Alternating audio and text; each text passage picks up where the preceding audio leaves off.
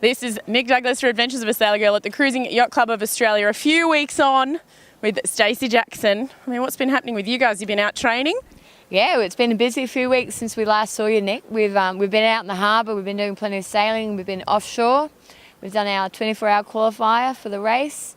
We've been doing sustainability initiatives. We've been doing educational evenings at the CYCA. And we've been preparing for the yacht race as well. Is that all? Yeah, that's all. When I saw you at Woolwich, your list was a mile long, and I know that those lists just seem to keep on going, but then people don't seem to understand that when you're running an awareness campaign such as Ocean Respect Racing, there's so much more than just going sailing, as you said. Yeah, well, luckily the job list for the boat is getting shorter, and in fact, hopefully we'll be done today. But the job list for educating and bringing awareness about sustainability, that's long and that will never get shorter. We need to just keep working at that. It was awesome today. Stacey was involved with a press conference just inside here, walked along proudly and took all the single-use plastic water bottles off the panel. You've come a long way.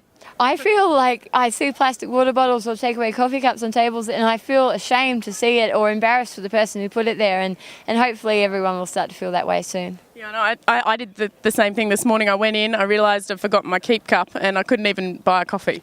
I know, I do it myself. If I don't have my keep cup, I don't get a coffee. Yeah. Simple. Yeah, it's like a punishment. Absolutely. But you're speaking of awareness campaigns here at the Cruising Yacht Club of Australia. An amazing evening the other night with Dee Kafari and Toby Maguire from 11th Hour Racing. Great for the whole team to be able to meet him. Absolutely. Having our sponsor Todd come out from 11th Hour Racing from Newport in Rhode Island in America was amazing. Also for him to come and see what's happening down in Australia. 11th Hour Racing hasn't been involved in the Southern Hemisphere a great deal.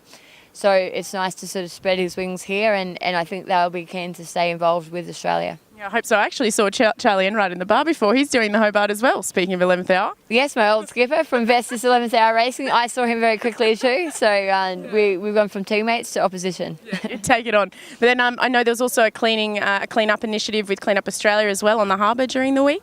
Yeah, so we've teamed up with Clean Up Australia. 11th Hour Racing issued a grant to an organisation in Sydney, and there'll be another one in Hobart. And so we've teamed up with them to see what it is that Clean Up Australia do. And it's really quite simple. They've named that organisation perfectly. They clean up Australia. Yeah.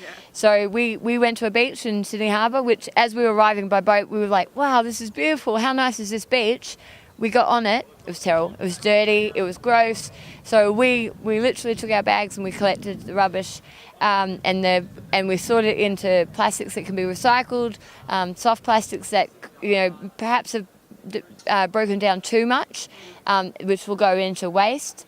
But it was a real eye-opener to see what was there, and the things that have been there for years will be there for hundreds of years to go, because plastic just won't break down. And that's the whole idea behind Ocean Respect Racing, is like cut it off at the source. Yeah, absolutely. We've got to refuse is the first option, and then recycle. So if you can just say no to your plastic water bottles and your takeaway coffee cups, that will make a difference. But the other thing that Clean Up Australia have done is that we've put in everyone's race packs for the boat a sack for both recyclable and waste. And so at the end of the race, they will be collected and taken to the appropriate waste disposal areas in Hobart. But it might just highlight to the crews how much waste they have and how much recyclable stuff comes off the boat, and it may encourage them next year to swap out those single-use plastic water bottles and get you guys a team of sports bottles and use your water tanks in the boat. And the third one is that we're asking everyone on Boxing Day who comes down to the foreshore or goes to a park or has a party in their own house, that whatever rubbish you have or you've taken that day to the park, take it home with you, and then just grab one more piece that someone has left behind, and that will make a difference to the end of the day. Yeah, absolutely. And then you said inside that if every single competitor that's involved with the race doesn't use a single-use plastic water bottle or a coffee cup on the morning here, yeah. How much is that? Absolutely. It goes back to when one person says, oh, but my one takeaway coffee cup doesn't matter, but 7 billion people on the planet say that, it does matter. Yeah. Or, 87 boats worth of races. Exactly. Like if you think about it, on average, the boats probably have 500 mil plastic bottles on board by 90 odd boats. It's a lot of plastic water bottles at the end that we can save.